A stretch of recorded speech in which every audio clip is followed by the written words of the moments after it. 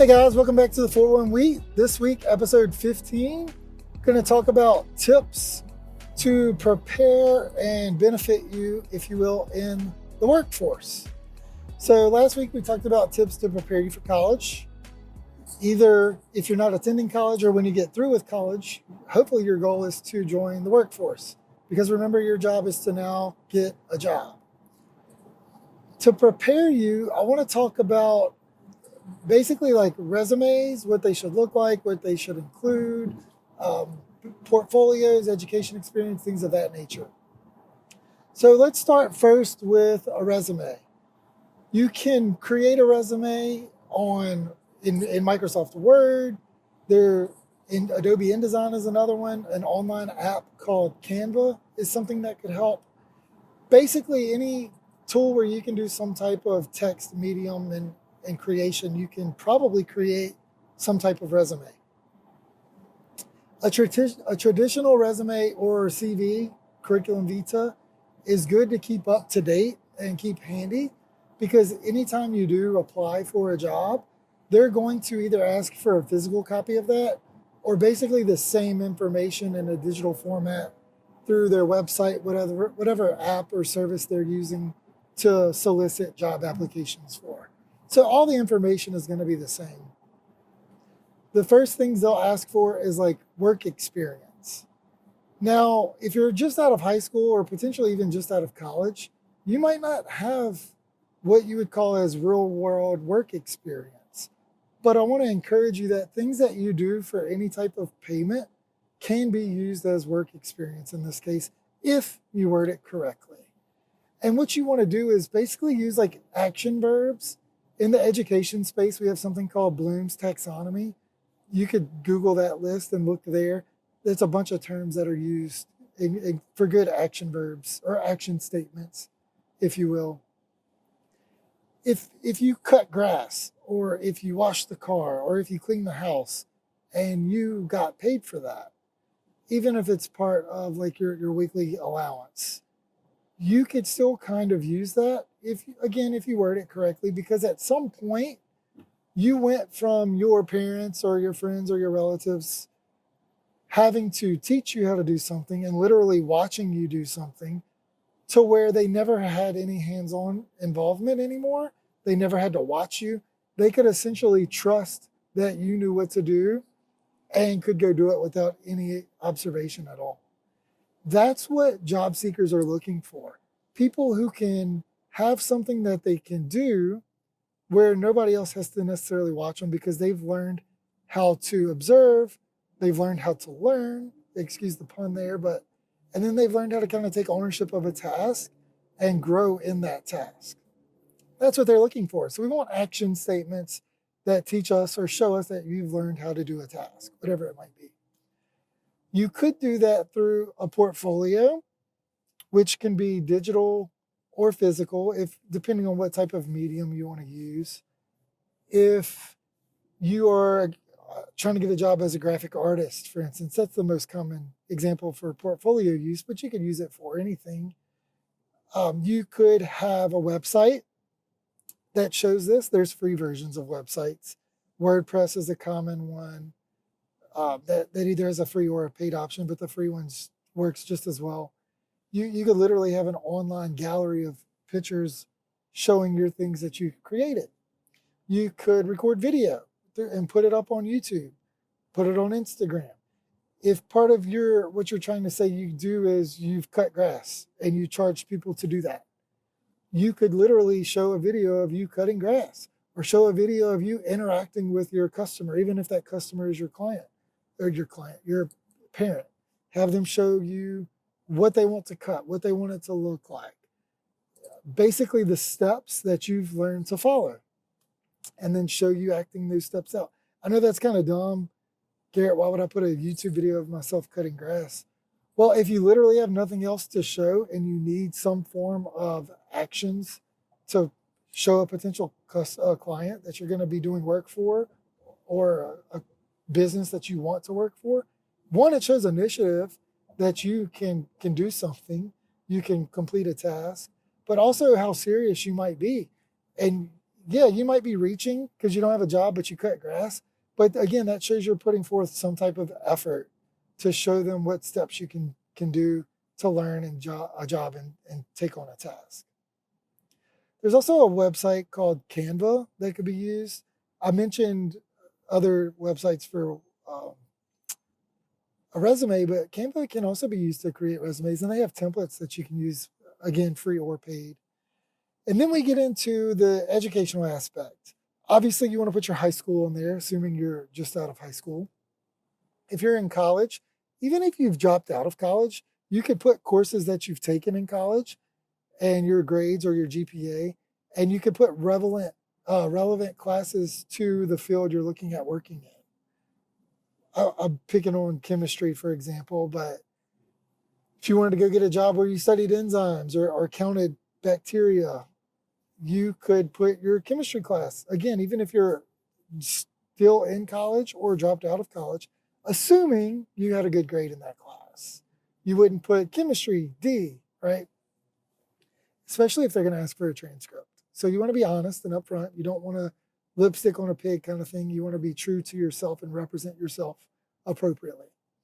So resumes include, like we talked about, work experience, education experience, some type of portfolio, any type of certifications you might have had. This could kind of go in line with the educational experience, but online courses, even if you went to the School of Hard Knocks for YouTube, right? If you did a YouTube course that you think is useful for this job that you're applying for, include it. They may have even heard of it and think that it's useful and like, yeah, that's a really good YouTube series. I'm glad they watched that. If you didn't learn it, they might go look it up. And it shows that you're trying to get help. Get help and give help. Then we get to references. So with references, my opinion, take it for what it's worth, is you need a minimum of 3 references that are 3 completely different types of references. And these references should not be family members.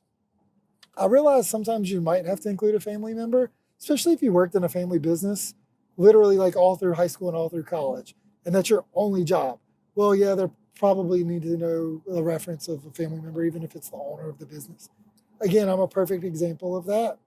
I worked for my family business all through high school and college, so that had to be a reference for me when I was applying for a job if I didn't have something else to fall back on. So the 3 types of references you should have. First being someone who could attest to your work ethic. This could be one of your customers you cut grass for, somebody that you used to work for if you had a part-time job. And again, this, if it has to be a family member, okay, I'll give. The second person should be someone who can attest to your education and your willingness to learn. This could be one of your teachers, someone at your school that just knows you through school, a college professor if you're out of college, or if you did enroll in one of these online courses, if you basically did something where you had to interact with the teacher or the person who was teaching the course, and you had to submit examples of your work to them and they had to approve it. You had to write any type of letter, paper, whatever, and they had to grade it for you. Those can be people who are good for that too, but someone who can attest to your education and your willingness to learn and how well you learn, you pay attention, you ask questions, those types of things. The third type of reference you should have is someone who can speak to your personality. This could be a friend, maybe one of your parents' friends, maybe one of your friends' parents. If you're religious or involved in Boy Scouts or anything like that, it could be that type of person. Again, somebody who could speak to your ethics, your morality, your personality in general. And again, you want all of these people to tell the truth, because if they don't, your career people will find out at least one day, and it will not end good for you. Trust me. So yeah, resumes, education, references, work experience, some type of portfolio to prove what you've done. That could also include high school projects. I didn't really talk about that, but even if it's not necessarily related, if you don't have a lot to share, anything is better than nothing in some cases. Generally speaking, too, you also want to keep your resume to 1 page. My suggestion is to have a long running resume with anything and everything you can think of that would be relevant for your work history, and then tier that resume down based on the job you're going to apply for. So if you've had 20 jobs in the past, you list all 20 jobs on your main quote unquote resume, but then you pare it down for your 1 page resume you submit to this new job you're applying for, right? Hopefully you don't have 20 jobs, much less right out of high school or college. So, with all of that said, your extensive resume could be used on this week's app pick, LinkedIn. If you do not have a profile on LinkedIn, I highly suggest it, at least once you've graduated high school, if not at least during college, right? Because this is going to be a place that people will go look you up on. You can include links to all of your resumes, your portfolios, your websites, even social media, which is why you also want to be careful about what you post on social media. But LinkedIn is a great platform because you can also use it to find a job, and people can use it to find you to hire. Once you create an account and start filling it out, you'll probably get stuff in your inboxes. Hey, we see you're tied to this. We would like to see if you're interested in this job we have offered for you. All right, so let's pretend you got hired on. You got you a job. What can you do to kind of better yourself for your career advancement in this job? Well, a few suggestions I have. Again, take it or leave it. Be a sponge. Learn as much as you can. I don't even want to say as quick as you can, because sometimes you're not going to learn something until it's a year later. One of my favorite questions to ask people who have been in their job for 10, 15 years is, what's something you know now you wish you knew year one, like when you were first starting, that would have been beneficial or helpful for your career? And just see what they say. I encourage you to go ask people you work with at your new job. If they look at you like they're crazy, they're not going to answer right anyway. So use that as a hint to kind of move on and find somebody else. Don't be afraid to ask questions, especially why. The why question can do a lot for you and for your employer, because one of two things is going to happen when you ask the question why. Sorry, three things. They're either going to say, oh, I'm glad you asked why. We do it this way because of X, Y, or Z. They might say, highly doubtful, I don't know why. Let's go find out. The most common answer to the question why is, quote, that's just how we've always done it, end quote. That is the most ridiculous answer to any question ever. I hate that response. I encourage you to be very polite and respectful when you do this, but try to dig into the why. Ask if someone can help you do some research and find out. Because one of two things is either going to happen, or one of two answers from that question in reality. Either they did it the other way that you know about, that you've learned in school about. Years ago, they tried it, it didn't work, so they switched to this new way of doing it, which actually the school hasn't caught up to yet. Or they're so far behind the times, they've never heard of this new way, and they just don't like change. And that question and that answer to that question, why, could also tell you a lot about that business and tell you kind of where their mindset is, if they're future looking, if they're looking to change, if they adapt to certain situations, or if they're just kind of stuck in the rut and the mud of their old ways. There's neither right nor wrong to either one of those. I have my personal opinions on what I prefer. You might have personal opinions on what you prefer, but both can be right. One can be left behind and cause businesses to shut down because they're not keeping up with the times. One way can have to shut the doors because they spend a lot of money on R&D and all this new equipment and learning these new ways that don't really work. So there's pros and cons to being ahead of the curve or behind the curve. It just, again, there's no right or wrong. It just depends. And I hate to say it depends as an answer, but that's the truth. Another suggestion I would give you whenever you do start a new job is try to be as helpful as you can outside of your regular listed job duties. And what I mean by that is try not to tell people, that's not my job, I'm not going to help you do that. Because if it's something quick and simple and you can sacrificed a little bit of time, that will mean so much to that person, and it'll actually help you in the long run. And what it does in the workplace is it builds a culture that shows you're willing to help. And hopefully it shows other people you're willing to help that they should be willing to help you. And it just goes full circle, right? So you want to be the person that other people want to work with. In business, actually, real quick, there's a quote from Teddy Roosevelt. It's attributed to him. I don't know if he's really the one that said it, but he's the only one I can ever find that's actually coined the phrase. Basically, it's something along the lines of, no one cares how much you know until they know how much you care.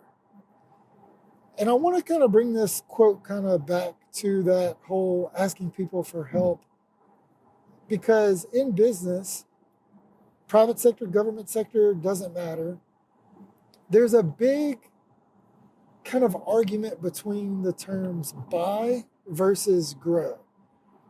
And what that means is, if a business has a deficit in a certain position, they have a position that needs to be filled. Do they want to buy and pay for literally one specific person or a small group of people who are so qualified for that position that they can do it with their eyes closed? Or do they want to grow someone? Basically, they hire someone that they, yes, could get them potentially cheaper, but that person is a better fit for the organization. It's someone people want to work with. They show initiative. They're willing to help others. They're willing to learn. And the business, quote, grows that person by paying for them to attend training, paying for them to get certified, paying for them to basically spend time to learn a job that they were hired to do. And I know that seems crazy, but once you get into business, you realize, in my opinion at least, I bet you would be more inclined to want to work with someone who's more willing to be comfortable around people, who's willing to fit into the culture and into the organization, just an all-around good person, and be willing to help them grow to learn the job, rather than have someone that knows that job front to back, but nobody ever wants to talk to them. Nobody wants to deal with them. They just kind of leave that person alone, and they want that person to leave them alone. It's a double-edged sword either way. There's pros and cons to each. What I want you to do is be prepared to be the person who checks both boxes, right? You should be the person who people want to work with, but also knows your job so much that there's no one else they should hire. The question is moot, because you are the only one that fits, right? So in order to do that, you have to prepare yourself accordingly. Part of that would be tailoring your resume to that job that you're applying for. Again, we're not going to lie, because you're not going to apply for a job you shouldn't be a good fit for, right? You just want that resume to fit as best you can to your personality, your experience, your background. You want your references to speak for you, and you want that potential employer to know you are the person for this job. And you do that. I mean, we can do a whole other thing on interviews potentially. That's for another day. So the goal for this was to get you prepared for the workforce, potentially through, or mostly through, resumes. And then, like, once you get brought on, don't be afraid to ask questions. Even if somebody says, dude, I hired you to do this, you should know how to do that. You can kind of run around it and be like, yeah, well, this is the way I know how to do it. I just want to make sure that's the way you do it. You could say, yeah, but I want to make sure we're following certain policies, whatever this job requires. And if they just say go with it, you could go ask someone else, or you just go with what you think's best and then ask for feedback later. Don't mess something up that's going to take a lot of time to fix or a lot of money to fix. You want to be beneficial to the employer or to the business, because if they see you're taking initiative, they're going to invest in you. You're going to grow. You could have a career in that place. Even if you know you're not going to be there forever, you still want them to speak highly of you whenever you do move to another organization or business in the future. So that's it. If you have any other questions, I'd love to help as best I can. If not, see you next week.